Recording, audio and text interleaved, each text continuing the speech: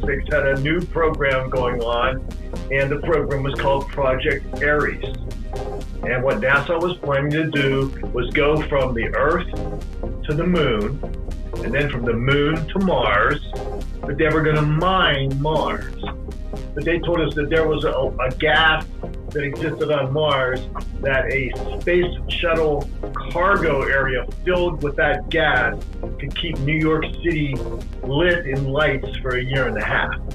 During the summer of 1989, Dr. Bob Gross faced an unidentified aerial anomaly that was merely inches away. Throughout his close encounter, he experienced an unusually strong, effective response. Dr. Gross realized that this intense aesthetic reaction involved a non-arts object. It was that moment when Dr. Bob Gross's curiosity about links among anomalies, aesthetics, intelligence, and the human brain was ignited. We're going to talk about that and more tonight on My Alien Life. My Alien Life is recorded live from atop the Northern Rocky Mountains and is available on Spotify, Stitcher, iTunes, and everywhere fine podcasts are found. My website is at www.myalienlifepodcast.com. There you will find my email address, all previously recorded shows, and more. I am Cameron Brower. This is My Alien Life, and the podcast starts right now. My Alien Life Podcast.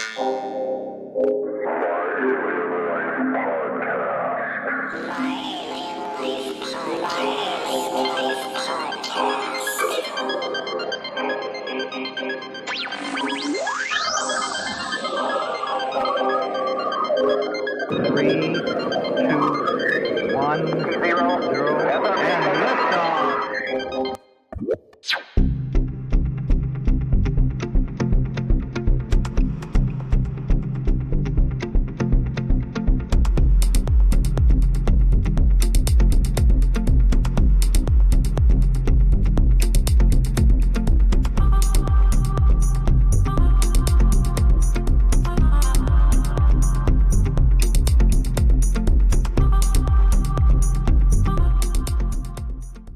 My guest tonight is a researcher, scientist, writer, presenter, and educator who began his professional career as a classically trained musician. By nature, Dr. Bob Gross is a highly accomplished artist who chose music as his medium of expression. However, out of necessity, Dr. Bob Gross is a scientist and an aggressive researcher. Dr. Bob Gross, thank you so much for joining me, and welcome, sir. Thank you, Cam. It's a pleasure to be here. Thank you so much. Been reading about you. Very, very interesting stuff. I sort of have this pact with my listeners that even though I always want to do a show about music, I don't often do it about music. But can you briefly talk about your music and how that became part of your life and career? Because I think there's some interesting sidekicks in there. Yes, I was born and grew up right outside of Pittsburgh, Pennsylvania. And that's back in the times when Pittsburgh had a population of about 700,000 people. I think it's down to around 300,000 today. It was a bustling town, and I got involved in music as a kid in elementary school. And luckily, growing up in Pittsburgh, I was exposed to some fine professionals and musicians, some of them coming from the Mr. Rogers show, because they were also growing up in that area. And as a kid, being 15 years old or so, I played and I joined the music union and played in what were called firemen's bands and other bands, and got paid, made a living playing music when I was 15 years old, and I got to rub elbows with some of the top musicians in the world. And then I went on to get a Bachelor of Science degree from Duquesne University in music education. And then I have I picked up a master's degree from Indiana University of Pennsylvania, and then a doctorate in education with a major in music education from Penn State. And then that's where I got really involved in research. So the two combined, I got involved with the whole science and physics of sound and music, as well as music itself, and got tuned into things like aesthetics and things like that. And it led me to all kinds of places I never thought I'd go. So at the age of 15, what kind of places did you get to play in the Pittsburgh area? Well, first of all, they had because you had to basically belong to the musicians union to perform at all in the Pittsburgh area. I started out playing in the symphonies, and I also started playing, they called what they referred to as firemen's bands, where they were bands of people that played at fire halls on the weekends. You could play every weekend if you wanted to, and as long as you got belonged to the union, you got paid for it as a kid, and that was a good income of money. And I also taught private lessons to other students who were younger than I was back then. And I studied privately with some top quality musicians in the Pittsburgh area. And, you know, I by the time I was in high school and college, I was practicing 8 hours a day, but I was able to perform, especially in the colleges, in orchestras and bands and all types of performance organizations in the Pittsburgh area. And I eventually I was doing everything. I was playing in symphonies, in several different symphonies. I played in jazz rock groups, and I taught privately. So I was making a decent living basically as a kid back in Pittsburgh in the realm of music. And you went into science, which, you know, a lot of people, if they don't understand music and the structure of music, it's really a natural leap to go from music to science, isn't it? Oh, it's amazing. I mean, I didn't believe it until I really started getting into music. And I mean, what a lot of people don't understand, they think all, you know, musicians are kind of flaky and off the wall. We're really not. We're creative people. But if you can, and you know, I can attest to this, if you can understand music and what the whole concept of music is about, understanding quantum physics is a snap. I spent a part of the week reading about you, and of course, I couldn't overlook the fact that you've had some very profound experiences, a particular one in 1989, but I want you to talk about that one, but that wasn't your first unusual experience in your life, was it? No. The experience you're talking about in 1989 was very unusual. It was what I would still consider an unexplained phenomenon, but because I had that, it opened up a whole new world for me on what is really out there. But I had from the time I was a little kid, 10 years old, I just was there when strange things was happening. I can remember almost getting hit by ball lightning, and it, you know, passed right over top of me, and the energy from it knocked me down and knocked the wind out of me. It didn't hit me, but it, and other people saw the ball lightning bouncing around and between the houses and so forth there in the Pittsburgh area. So that was one of the first things I remember. I mean, my whole life has been riddled with unique events. And I think, musicians have the kind of mind, actually artists have the kind of mind that allows them to accept those events. I've been doing research on this for a long, long time, and I've known I kind of am attracted to people who are very creative, but at the same time their minds work linearly as well as they jump around and creatively. And I'm not talking just two musicians talking to each other, but when we get into the field of neuroscience, and there's a sub field known as neuroaesthetics. And once you get into that, you start to really understand how the brain works. and how brains can work. And some people, I don't know if you're familiar at all with Dr. Howard Gardner's multiple intelligences theory. And one of his intelligences that he proposed back in, I think it was 1999, was something called existential intelligence, where essentially some people's brains are wired in a way that allows them to believe that there's other stuff out there other than just day-to-day existence. When you're talking about theory of multiple intelligences, you're talking about, rather than seeing intelligence as dominated by a single general ability, but by multiple abilities. Can you explain how that works? Yes. Well, I can try to explain how it works. Yeah, because that's one of those things that it takes a lot of thinking, or maybe lack of thinking, but it's a real different concept.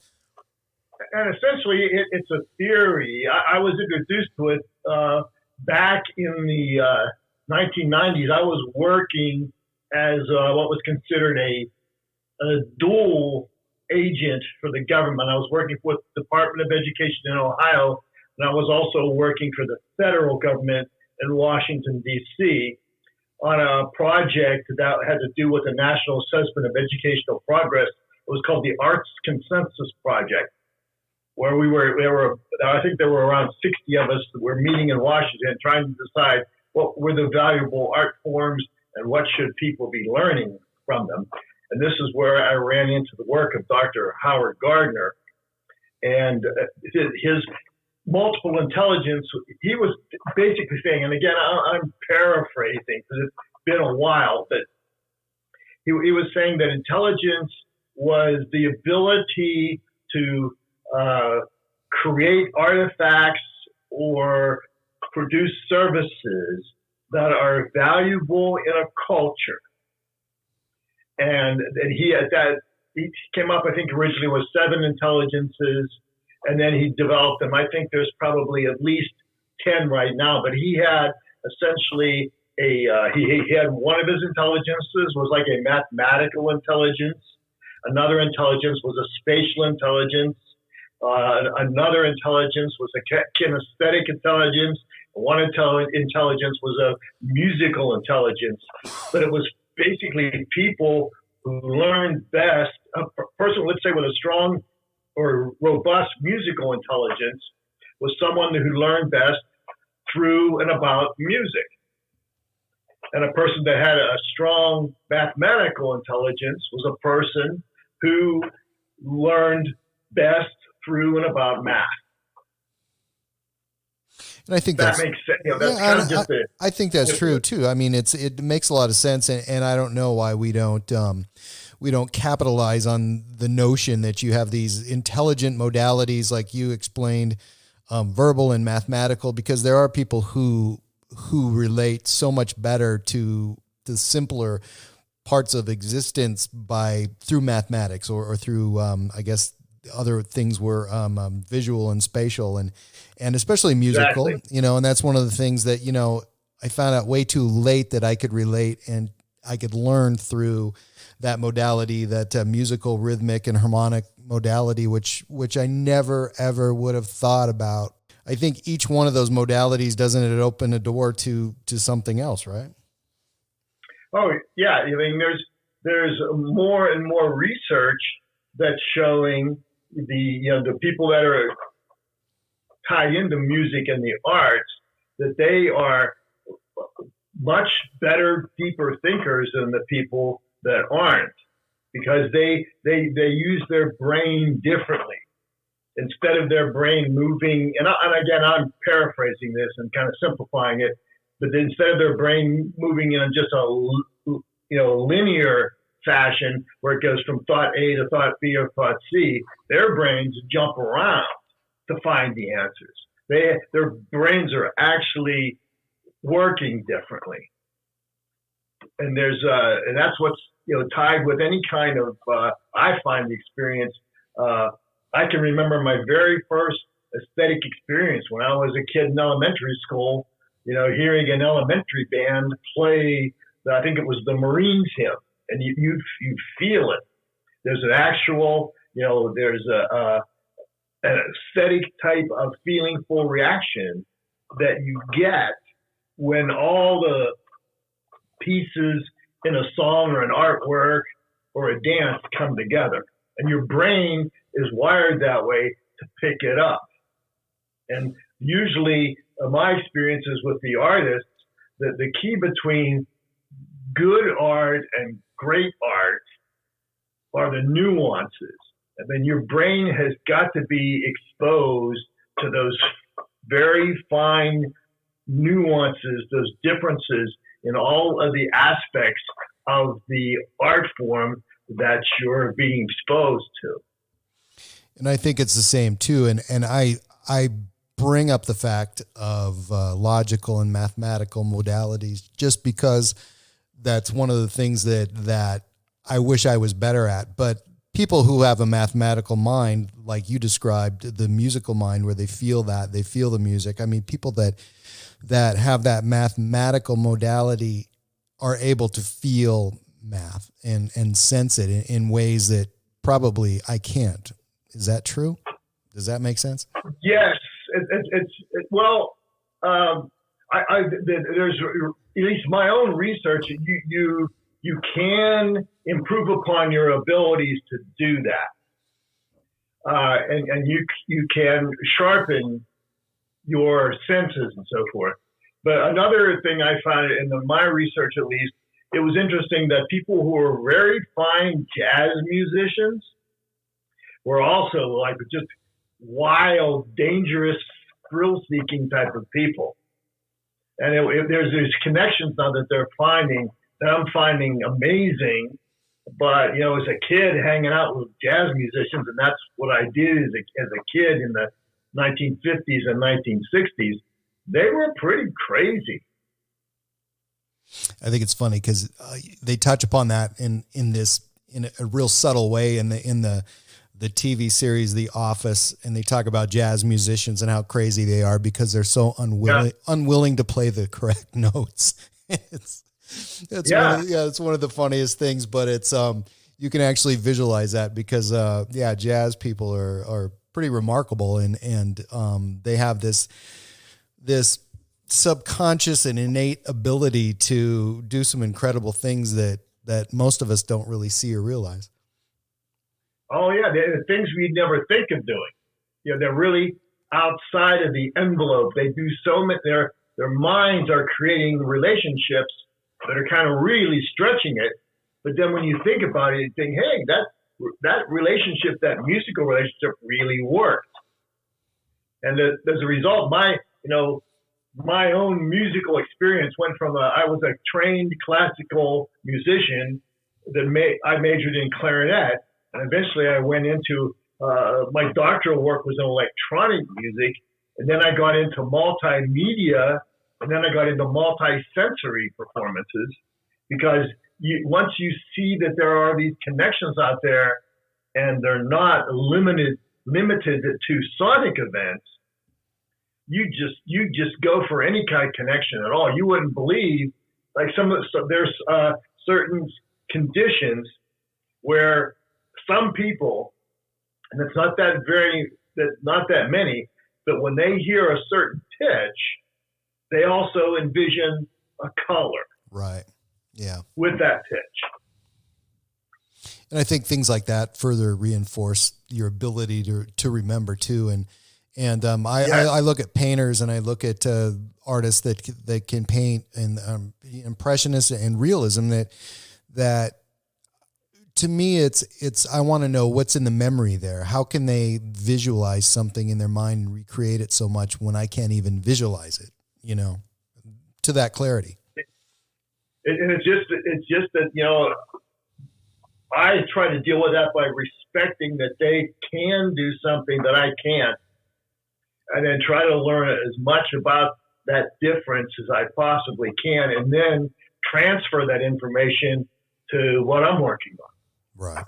Yeah. So you had an experience I wanted you to talk about briefly in 1989, and I'm wondering if that's what led you into the study of ufology. Yes. it partly did. I was, I found ufology exciting, and mostly because I was, in the realm of music education. I was working with children, and I saw that how much they really liked things in the 1960s. Like there were movies like E.T. and Star Wars, and all those were very popular, and kids liked that. And there was something about that whole concept of the unknown in outer space that they thrived on. And I could see that as potential of getting children to focus on whatever medium you're putting in front of them. So I saw that as a potential. And basically, I wanted to write a children's musical other than about the ones I had co-written about goblins. I wanted to write another one about UFOs because I realized that that was a popular trend during those years in the 80s.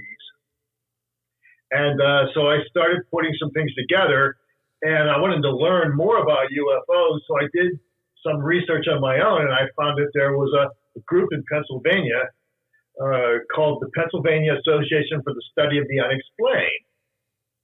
And I looked into the group, and they seemed like a legitimate organization. They seemed like a research organization.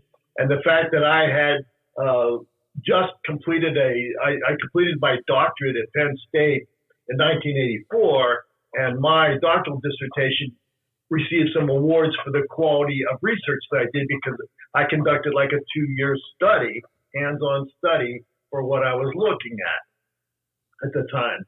So I think they treasured the idea that I had a real background in research. So we got together, and I wanted to learn as much as I could about the whole UFO phenomenon. But I also was exposed to other things because this group researched anything that was a credible, unexplained phenomenon. So that was my exposure to it. And I started seeing and experiencing things. And I kept thinking to myself, how are these people really experiencing what they claim they're experiencing? And a vast majority of those individuals that experienced something odd really were experiencing it. Now, some people weren't, and some people admitted, to me as a researcher, that they did not, that they were just making this up for some reason, or they weren't on their medication that day or something.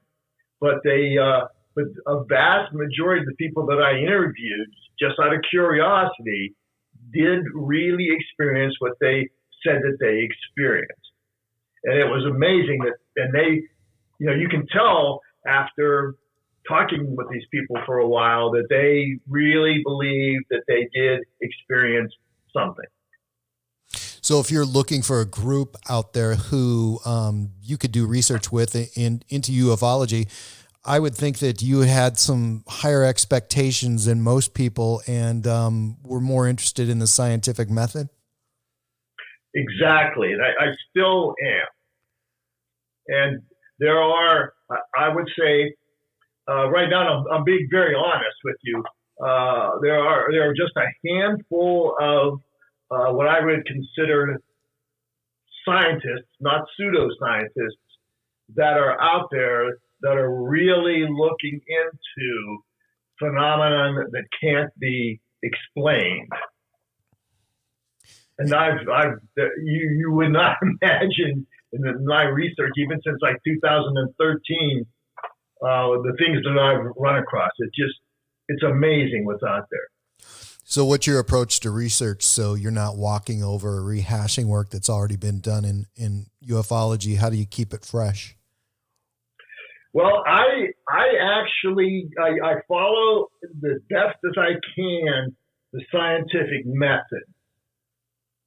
And I actually, at this point in my life, I've belonged to a number of let's say, they call them UFO research groups, or UAP research groups, or even the people that go out and look into ghost hunting or whatever.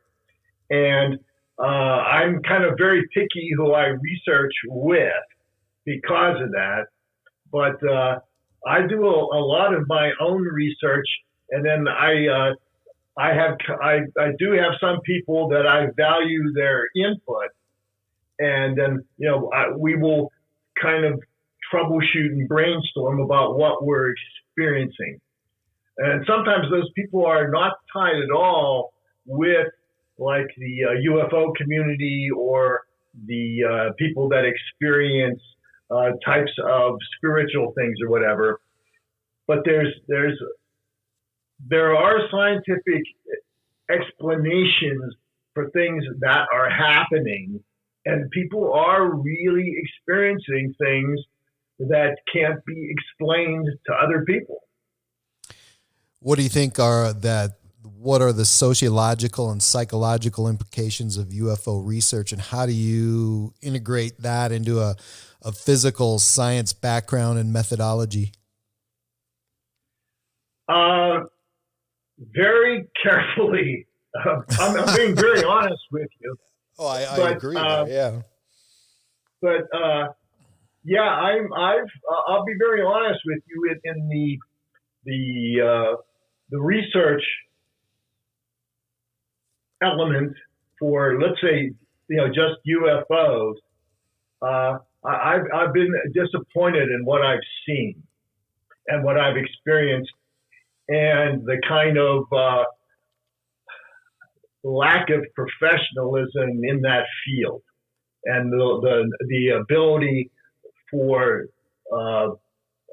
not thinking deeply about the topic. You really have to get into the topic deeper than most of the, for lack of better words, the UFO researchers who are, for the most part, pseudoscientists instead of genuine scientists.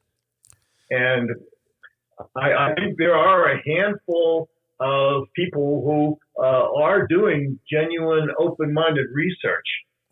And there's some really fine results coming.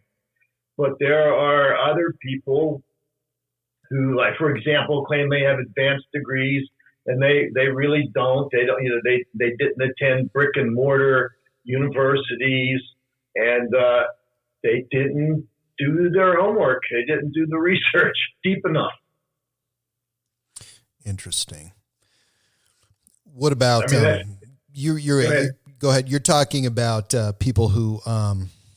Well, this is what I'm wondering. There's not a huge amount of data, and it's people that are having a hard time coming up with data, or maybe a lack of data, or a lack of different data or new data. Does that cause the disparity in the technique and the research and the inability of people to perform accurate and detailed research? I mean, isn't it harder when there's so little data to collect? What do you do when there's so little data to collect, seemingly? Well, that's a very good question, Cam. I've experienced a lot with my research, and I'm not the kind of person that backs down. When I was in the administration, and I worked for the government for I think it was 17 years, and a part of my job was I was a turnaround specialist, and I was trained how to go into, by the government, by the way, how to go into institutions and find corruption. And that's what I did for several years. I got really, really good at it. So I almost sense when something's not right in an organization. And I worked on the Navajo Nation. I worked for the Department of the Interior, and I was on the Navajo Nation for 3 years.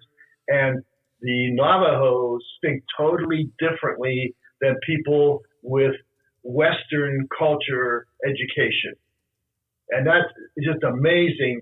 I've been fortunate enough to be exposed to those kind of things. So I'm coming at things from a different perspective. But when I point out discrepancies in what I found, and even top UFO situations, what I might consider cornerstones of ufology, the people that support that, they don't even want to take a closer look at it, even when I show them the way to the evidence. So there's definitely, and I hope this doesn't shock your listeners too much, but there is definitely cover-ups going on in a lot of places by a lot of different people. I think there's a lot of rabbit holes and a lot of dead ends in this business. Is that discouraging? No, because you have to have that kind of an attitude. You don't just believe what anyone tells you. I don't, but there are a chunk of people that do. It's hard to believe. Like I did a presentation a couple of years ago with the International UFO Conference, and it had regarding the Kecksburg incident that happened in 1965 in an area where I was growing up. That's when the Kecksburg incident happened, and I had some people that just couldn't believe what I pointed out to them, what was actually happened. Yet I had more people coming up to me and saying, "Congratulations, you solved that mystery." Interesting. And it was, and the stuff was right out there. And I came up with, I think it was 12 points, 12 elements in a pattern that I found in common with two major UFO incidents. And it was the same pattern. And I think if you applied that pattern and laid it over most or many UFO incidents, you'd probably find the same pattern existing in a UFO incident that was popular. Hold that thought. Oh, okay. My Alien Life Podcast. Thank you for listening to tonight's show with Dr. Bob Gross. I want to take a quick time out and talk about My Alien Life Patron page. What is it? Well, think of it as an online tip jar. My Alien Life Patron page is a website that gives everyone in the world an opportunity to become a patron and support the artists that they believe in. The great thing about supporting My Alien Life is you get to decide how much you feel comfortable contributing to each podcast. My goal is to keep doing at least 2 podcasts each week, and as you know, some weeks I get a burst of energy and I want to produce lots of new content. If you just want to listen and without becoming a patron, that's awesome. You still get to hear My Alien Life podcast for free. And always remember, it's expensive to make a podcast. There's electronic gear, web domain fees, web hosting, and there's a lot of equipment involved when you create a podcast that people listen to all over the world. No matter what you decide, please always listen to the podcast. That's what I really want, because we're a close community and we support each other, and that's what keeps us going. So thank you for being amazing, and keep listening to My Alien Life, the podcast. And I'm back with Dr. Bob Gross. It's interesting to me that there are very educated people there who have chosen ufology as research. Do you think that ufology is becoming integrated in the mainstream and becoming a respected discipline on the university campus, Dr. Bob? In some ways, yes.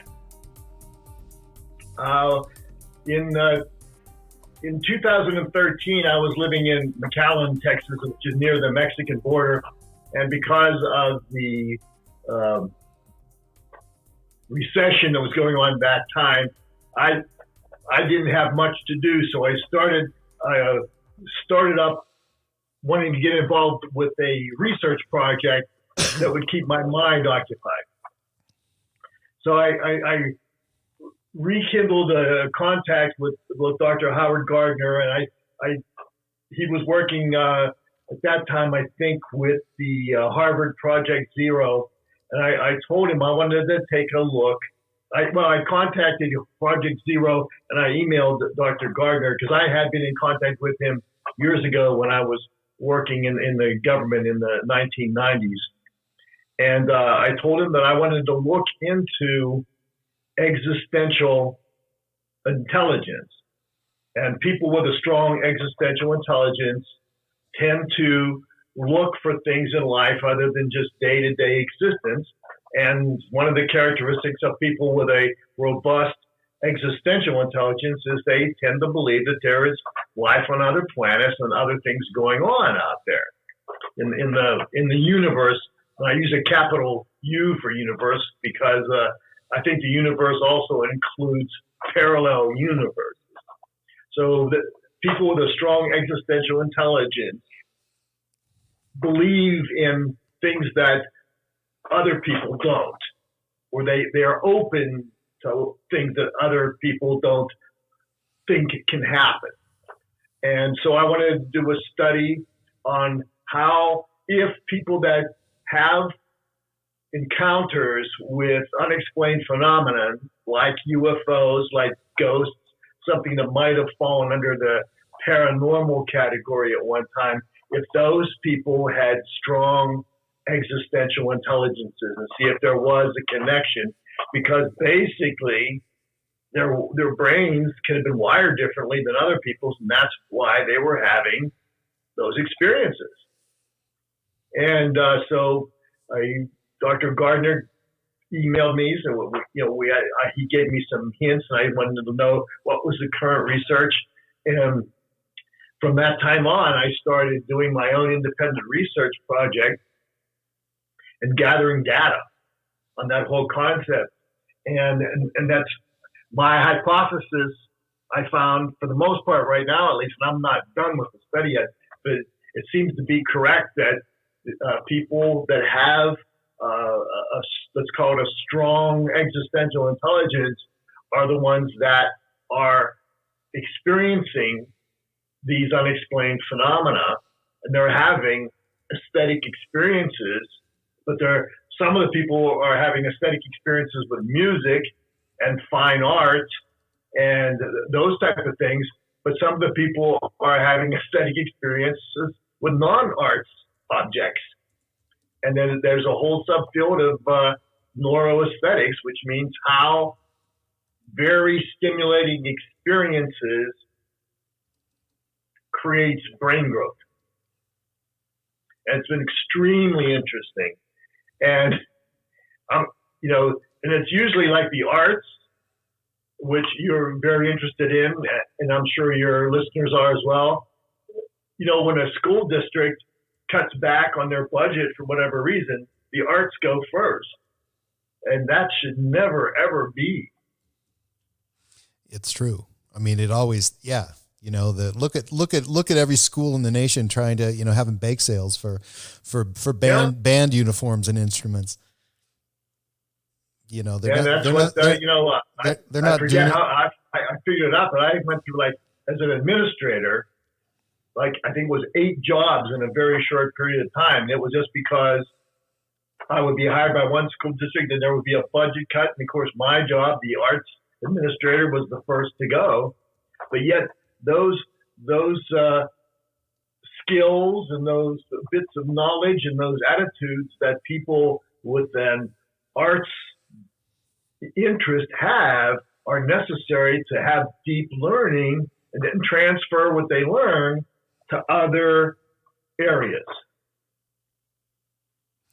I was reading about Dr. Gardner, and he wasn't free from criticism. I mean, he had seen and heard critics. Does criticism, do you think that in the academic realm create or destroy free thinking and potential research? It depends on who you are.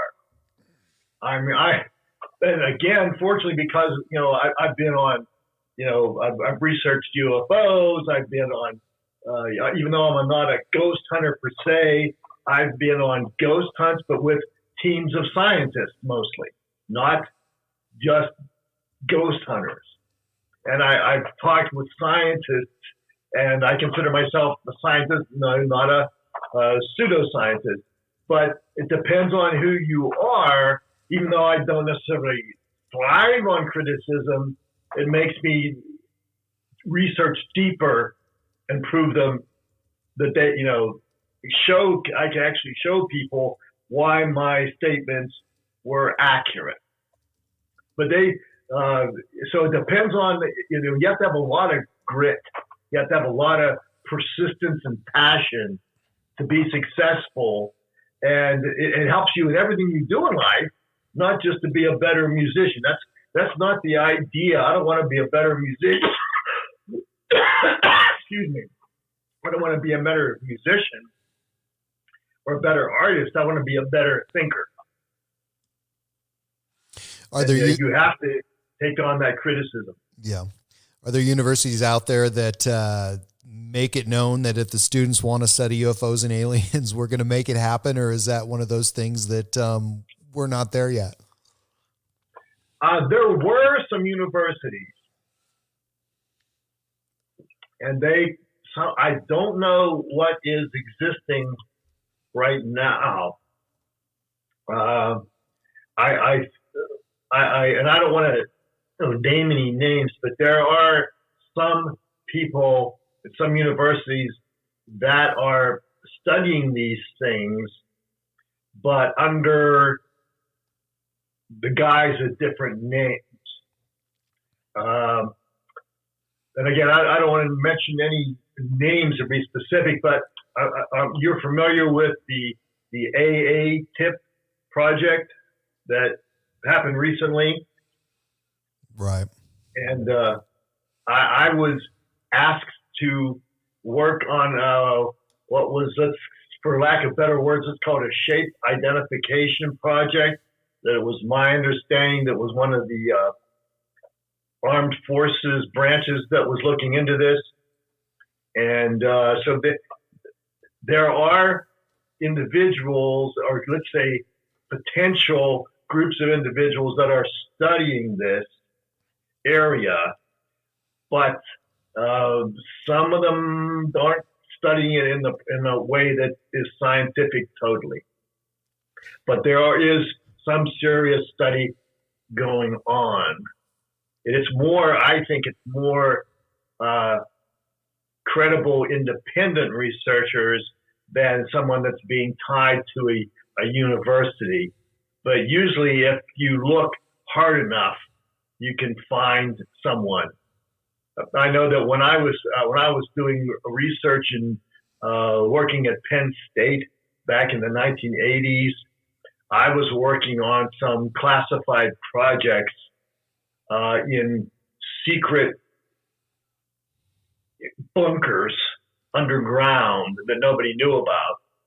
And only those of us that were working on the projects, even though we weren't supposed to talk to each other, we did. And there were some amazing things going on in the 80s that had to do with the space shuttle that hadn't taken off yet, that people that were involved with acoustics and sound were essential components of that research that make the space shuttle take off. Interesting. So back in, I guess it was 1987, I don't remember the course, but it was psychology. Let's say it was 205. And it was a course I took, and it was called UFOs and Other Related Phenomenon. Does a UFO class belong in the psychology department? Where does that belong? I mean, that was just seemed always odd to me, but that it was UFOs and Other Related Phenomena, and I just really didn't think it belonged in the psychology class or psychology curriculum. Well, I don't think I don't think they know where a lot of this stuff. There's by no means an expert on any of this stuff, because, and again, talking about when I was into music, I was really into the whole psychological component of music. And there was, when you start getting way back, even when again, let's say around the time that the word music was coined, the highest level of there were certain levels of music, And the highest approach that you could take to music was not to be a performer of music or a writer of music, but a person that could intellectually talk about music was considered the highest level of music during the early days of music.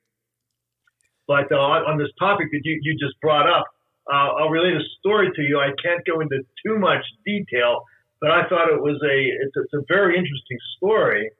Do you mind if I mention it to you? No, go ahead. Yeah, let's hear about it. This was in, again, I'll go into as much detail as I feel safe in doing. But I was working on the Navajo reservation in Crown Point, New Mexico. And technically I was working for the federal government. I think at that time, even though it was a little complicated, I was part of the Department of the Interior. And I got a call one day in my office up there in the middle of nowhere, basically. And it was by a government official that's still pretty actively and high up in the government today. He even has his own television program. At least that's who they said they were when they called me. So they asked me to, and this was in 2006, they asked me to come to a special meeting at in Houston, Texas, at the Johnson Space Center there.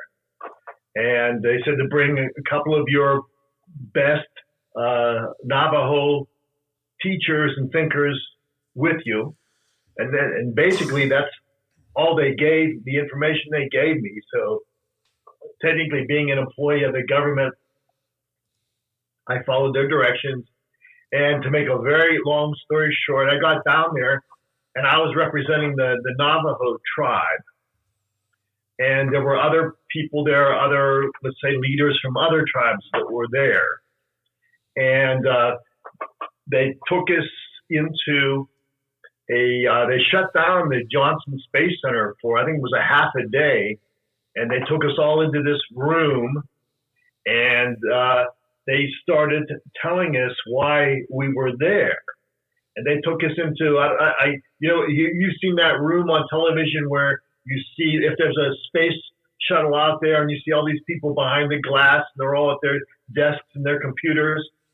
Well, they took us into that room and they started giving this orientation about, they brought a cart out that had all these coats of arms, that like the seals of space shuttle flights that were top secret flights that no one knew about.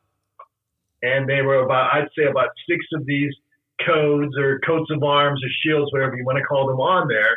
And they went on to tell us that NASA at that time, this was 2006, had a new program going on, and the program was called Project Ares. And what NASA was planning to do was go from the Earth to the moon, and then from the moon to Mars, but they were going to mine Mars. Wow. And they said that one thing they told us is that and I'm making a long story short as I can, but they told us that there was a gas that existed on Mars, that a space shuttle cargo area filled with that gas could keep New York City lit in lights for a year and a half. It was that powerful of a gas. But basically, the bottom line was they wanted me and other people to represent different Native American tribes and nations, because they said that they already knew that when the astronauts get to Mars, they are going to run into things that people will not be able to understand and comprehend, especially if they have only been educated in the Western culture. So it was my job and the other people's jobs that were there representing the other tribes to nominate the best and the brightest Native Americans to that space program, because they needed people that thought differently, because they already knew they were going to run into things that people who are educated in the Western culture will not be able to handle when they run into them. So that was 2006. 2006. Wow. So, what'd you take away from that? I mean, is it, is this some sort of tangible thing? You think we can do this? Is it even possible, or is it, how far in the future are we looking to accomplish that? Well, I mean, that's already in existence. I mean, it's been in existence. There are people, especially when I started working for the government in 1992. I started working with the Ohio Department of Education, but then I became a dual agent where I was working in Ohio, but I was also working at the federal government, and I was required to be in Washington, D.C. at least 4 times a year to work on a project. And that project lasted from 1992 or 93 to 1998. So, that whole concept was there. There's kids that are 15 years old that are inventing things that you wouldn't believe. When I was with the Department of Education in Ohio, I would sign, even then, I was part of a group called the Transdisciplinary Technology Team. And it was our job to keep ahead of technology basically in the world. So once a month, we met with the heads of Apple Computer and got an update on all the new technology from every platform that was out there, regardless if it was IBM or Apple or whoever. And there were things that I saw, and of course I had signed non-disclosure agreements that 15-year-old kids were creating that were just amazing. So the technology is out there. And I strongly believe, like with all the things that they're seeing right now, especially like with the Advanced Aerospace Threat Identification Program and all of that does exist, that what we're actually seeing, we're further ahead than they want us to believe we are. Here's a question that I have, and I think about this a lot, and I think it would be amazing to be part of, but is there a UFO group in academics? And I'm talking about like university professors like yourself or academics like you. Is there a public or secret group? Not that I'm aware of. For years, I've been a member of, like I said, Patron and MUFON and the Scientific Coalition for UFOlogy.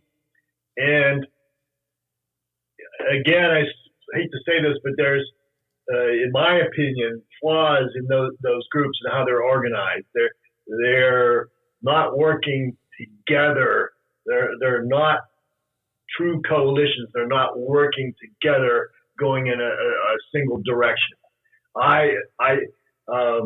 There are some people that I know, and again, the people currently, I'd be glad to have someone who's a real scientist who really knows what they're doing with a real degree to come up to me and start, telling me what they've done. But there are groups of people who are almost underground that are doing quality work. They all know who they are, and I know who they are, but they would prefer not to join established, let's call it for lack of better words, UFO research groups, because again, these groups have, in my opinion, major flaws in them. And I see the same kind of things happening in today's politics and government that I've seen happen in those UFO groups. So anybody that's worth their salt in research and scientists and aggressive researchers like myself, I'm finding them avoiding organized research groups that look into those kind of things. Your resume is vast. It's like an encyclopedia. Where do you find time for this? I mean, this is just something else. I mean, there's so many things you could be researching, but you choose this. How do you find the time? I struggle to find the time. Well, actually, it's been good that I've retired. You know, and I would have never gotten into this if I wouldn't have been forced into a retirement due to the recession in 2000 in around 2010 or whatever. Because I mean, even though I can, I'm kind of a minimalist, but I think creatively, and I try to put those people around me. But I've had some interesting things even happen lately that confirm my research, where I've basically been using myself as a guinea pig to do research on. And I've interviewed hundreds of people. I've created tools to measure where I can interview someone, and I know I can just tell if they have which using again Gardner's multiple intelligences. I can tell which one of those intelligences are their strongest suits, with strongest intelligence, and I can, if I wanted to, I could design an independent curriculum for them to study that would get at exactly what their strengths are, so I could get the most out of that. And there are people out there that are doing the same type of thing, and we're actually all working together. I mean, UFOs are, UFOs. It doesn't necessarily mean that they are from another alien planet. Now, I do believe that there is life on other planets, but there are all kinds of professionals that are out there. You just have to know where they are, that are teaching classes in like University of Maryland or whatever on, they've categorized people, types of believers in ufology. So there's a lot of interest out there, but you have to focus it to create products and provide services that are going to be valuable to a culture. I think that's the key. What most of the UFO community, and it's kind of disappointing because you almost like you want to. I mean, I believe that there's something out there, but the wrong people are guiding folks. And I've happened to rub elbows with some of the best people in that world, and they should be thinking deeper about. I mean, if the reality of what's really going on out there is much more stimulating than what they're producing. They're actually, that's one of the elements I found in my pattern, that it's a huge cover-up. It's bigger than you would think. It's not a government cover-up only, but it's also these ufologists are part of the confusion because they're using misinformation as well as disinformation to have this huge cover-up of what are technically government projects. They might not be our government, but they are, there's usually two or more government projects that are running into each other. One of the things you've written about is Roswell, and I've asked this question to more than one of my guests, and now you. You're no, this is a good question. You're researching, you're writing about Roswell. Is the topic worn thin? Obviously, you think that there's still work left in this incident. Yes, and again, I lived in New Mexico for about 10 years. Like right after the 9/11 event that happened in 2001, I basically, I felt I wanted to give something back to my country, and I had never actually been in the armed services other than a couple of years in the Air Force Reserve. So I wanted to give back to the country. So I joined AmeriCorps. and that took me to New Mexico to work again on an arts project and on how to introduce the arts to failing schools on the Mexican border.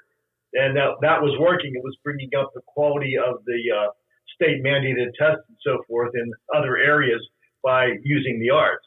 But anyhow, and since I was interested in UFOs, I was on an anti-gang task force that met in Roswell, and I started meeting some very interesting people who knew the Roswell incident. And when you go back to start looking at when the original Roswell happened in 1947, but it really didn't become popular in books and so forth until the 1980s. And going back and talking to people that knew the people, there's so many other things that were going on in Roswell that and living in New Mexico and that culture, that cowboy culture, which was crazy, it was wild, and you have to have all that, and you can see how people came up with UFOs, back then. New Mexico, in Roswell, it wouldn't be uncommon to see bits and pieces of rockets when you're out hiking in the woods. Seriously. I know I think that's one of the things that really interests me about Roswell, that whole area. I would just love to transect that whole countryside and just see what I could come up with. I mean, there's got to be all kinds of stuff out there. Yeah. And it's like the people are looking, the old joke about someone lost a quarter and they're looking under the lamppost, even though they dropped the quarter, a mile away, but the lamppost had a light on it. It's kind of like that. There's you take a look at Dr. Goddard. Did anyone ever mention that? Yeah, he rented a ranch in Roswell, and he had a team that were shooting off rockets in 1940s, 46, and they were experimenting with aluminum coated polyethylene balloons, and they were regularly launching them from New Mexico in 1948. And they had secret scientific experiments going on some of the flights. That they didn't record the flights. All of that's out there in reports that the most, if not all, of the Roswell, people that are pushing the Roswell story, you don't hear that mentioned, and yet the reports are right out there. And when someone like me brings it out and says where they are, man, they just they tear into you, but you've got to be used to that. That's part of the territory. So I have a long question here. This is going to be my last one, but it's super important. And this is one that gets me thinking, because I have in my mind's eye what Roswell had to look like in 1948, but what did the U.S. Air Force UFO research look like in 1948, and were there hidden agendas that biased research by the Air Force and the U.S. government back then? Yes. Yes, there were. Yes, and why? I didn't say why. I want to know why. Yeah. Okay, well, again, this is based on my research, and it's out there. And I have, I've written white paper reports on it, and there's resources are listed in there. But what a big stimulus, let's say, for these UFO things why they call them UFOs, is because there's a failure of imagination. People don't know what they don't know. And when you start looking at the idea of metal covered inflatable spheres as passive communication satellites that was bounced around in the mid 1940s, 1945 and 46, actually by science fiction writers.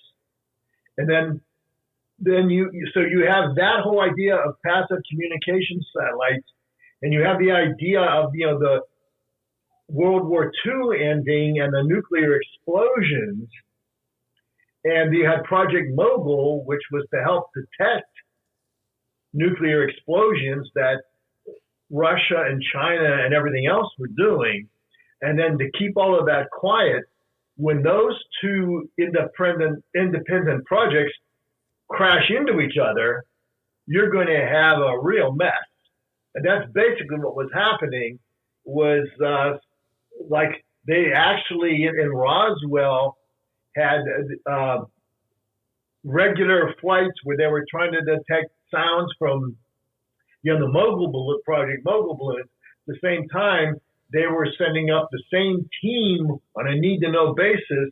Were sending up flights with experimental balloons that included new polyethylene aluminum-coated balloons that no one had ever seen before. And they were experimenting with them. And there's research that shows that they were going on for quite a few years, and those were all top secret.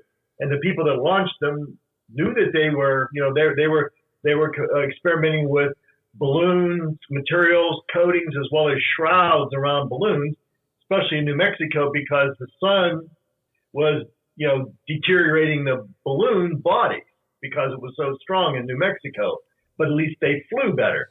But these things all crashed into each other, and then somebody threw out the idea that it was a UFO and from another planet created by intelligent extraterrestrial life, and the ET hypothesis was thrown out there, and it just confused everything. But that's really what they wanted. They didn't want people to know what experiments were really going on. And you tie the same thing was tied to the Kecksburg incident. Right before the Kecksburg incident, which happened in December, I think that May, China exploded a huge atomic bomb in the atmosphere to the point that another radiation belt formed closer to the Earth, in addition to the radiation belts that were already there, and they were trying to measure how dangerous that radiation was in our Earth atmosphere. So all these things were coming together, and for the most part, the scientists, the government, or whatever, didn't want anyone to know what was really going on. So in my opinion, they threw the ET hypothesis into the mix, and it's doing its job. And ever since then, we've been in an utter state of confusion, and it's been, I think one of the things that makes it interesting is the fact that not only do we have unreliable information, we have misinformation, which is a whole nother show, and I've done shows on it in the past. But that's one of the things that really piques my curiosity is the lack of good information, and then versus the disinformation. Why do you think there's so much disinformation, and do you think there's disinformation, and is it on purpose? Yes, it definitely is on purpose. I mean, there are fake reports out there. They talk about fake news.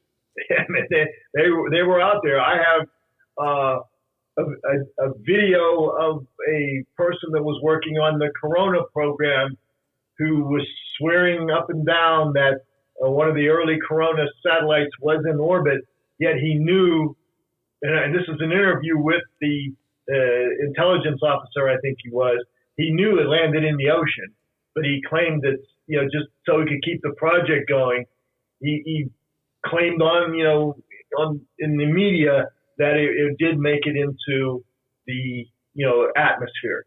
There were, there were 3 different programs that led to the Kecksburg case. There was the Corona program, which they used these gold-plated satellites for returning film buckets that had spy film in them.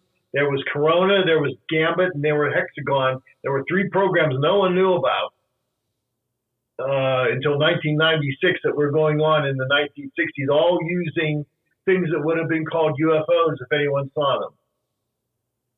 And there were hundreds of them went missing. Hundreds of them went missing. They lost track of them.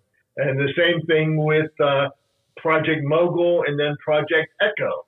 They were 2 projects that used large, basically satelloons that were a cross between satellites and balloons that could be seen from Earth, and they sometimes exploded because they were experimenting with them, and the same kind of material would result when I think it was 1959 when one of the Project Echo devices exploded, and the same kind of material was found in Roswell in 1947. And when you think about it, that's all Roswell had was some material they couldn't explain.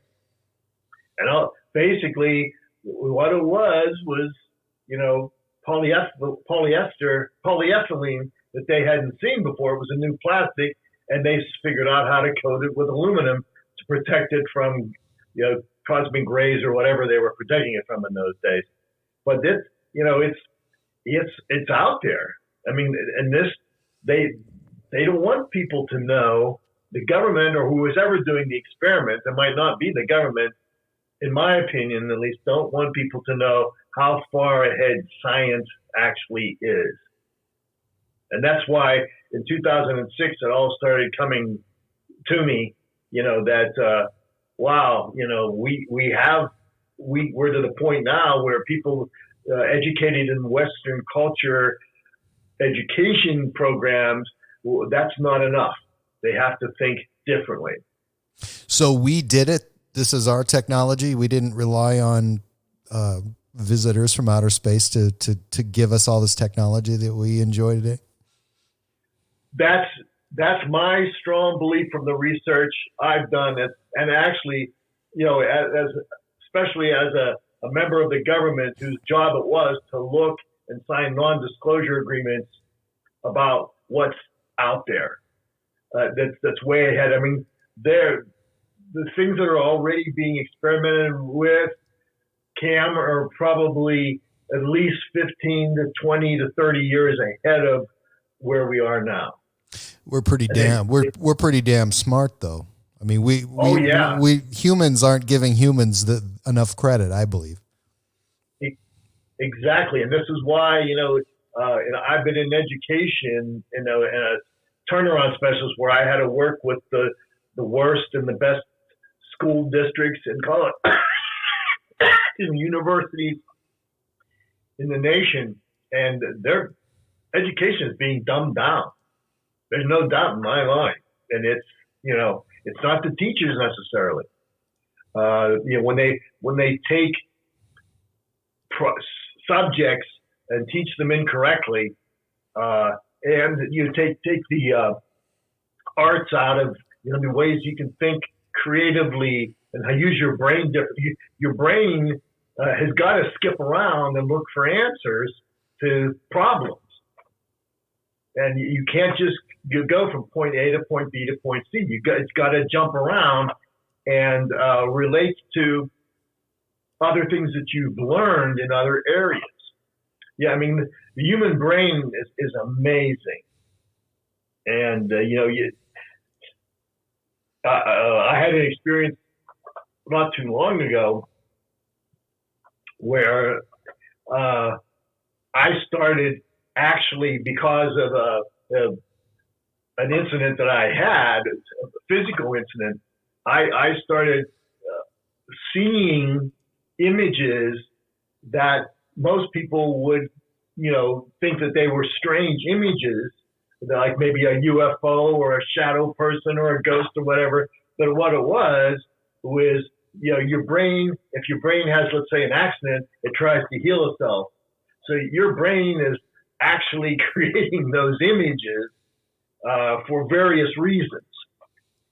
So there's things that that are actually out there that your brain is seeing, yet it's your brain taking the information you have and creating that image without not any kind of drug or anything else. So it's very fascinating. I think what the brain can do is just, it's unreal. This is your brain, and this is your brain on trauma. So that exactly. I mean, you have to. It changes things. I mean, I know people, I know situations where people have had pretty remarkable circumstances because of a brain injury, and it stimulates different parts of your brain probably that we don't normally reach in our day-to-day function. And it's, in certain cultures, the key is in, like, what Gardner was saying, intelligence, it's got to be a product or a process that culture values. So if let's say, for example, a vast majority of, let's say, the culture in the United States, if they don't believe in UFOs or don't believe that ghosts could happen, not saying that ghosts are, spiritual entities or whatever, but if they don't believe in it, then you've got your brain doesn't wire itself the way it needs to get the information it needs to understand it deeply. For the most part, the country right now is not a bunch of deep thinkers. And some of the subcultures really avoid deep thinking. They would rather believe something that someone says rather than have proof or evidence, that something exists. Your mind can constantly create and bubble up thoughts, but that thoughts are different than facts. So you're retired now. What's coming up on the future? What do we see on the horizon? What are we going to hear from you? What are you writing? Well, right now I'm living in Indiana, and I'm getting ready to move back to Chicago, where my kids live. And I'm going to actually focus more on some of the experiences I've actually had and can explain them. And I'm going to try to hook up with some neuroscientists and trying to put this together. A lot of my work with the government was putting together curriculums and what are called content standards in education. So I'm taking a very close look at this. I had a literary agent that wanted me to water down my writing to a 6th grade level, and so it could be put in a supermarket, area kind of thing. So I don't want to go that direction. I think that's how we get in trouble. But I want to try to make it readable to the public, but yet be intelligent. But I'm working on writing a standards for teaching about anomalies, and then also developing curriculums that could be taught at university level down through the high school level to the elementary school levels that are interesting. And I've already field tested one of the programs at a science fair in Texas, and it went extremely well. So I'm working on trying to ratchet up the whole education system that exists right now, but using anomalies to do it. And direct everybody to your website where they can find you. Yes, it's I'm trying to think of which. Right now it's bobwenzelgross.com. And that's the one I'm looking at. Yes, and it'll come up with, I think it's right now it's in pursuit of anomalies. Yes. www.bobwenzelgross.com should get it there.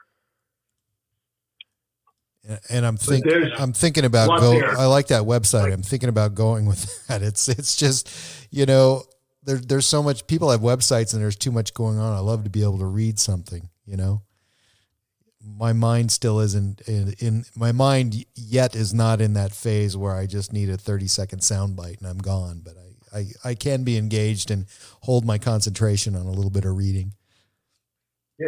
I'm finding that, and that this sounds weird, but you really have got to force yourself to look at problems and create. You need to have your mind solving new problems all the time. And you really almost, I'm starting to the point where I'm thriving on running into situations that I don't think I'm going to get out of. Well, and you especially need to challenge your mind after the age of 40. I know that. Now I'm over 50. I know that that's even more important. But just give us one more final thought before we go. And it's been great having you tonight, Dr. Bob Gross. Well, thank you. It's my pleasure, Cam. I really enjoyed it. I would just say that you've got to keep yourself active and be creative, and don't accept what other people tell you. Look into it yourself and be an aggressive researcher. Thank you very much, sir. My guest has been Dr. Bob Gross, and tonight we've been talking about the power of human thinking. Dr. Bob Gross, thank you so much for joining me. Thank you. My Alien Life Podcast.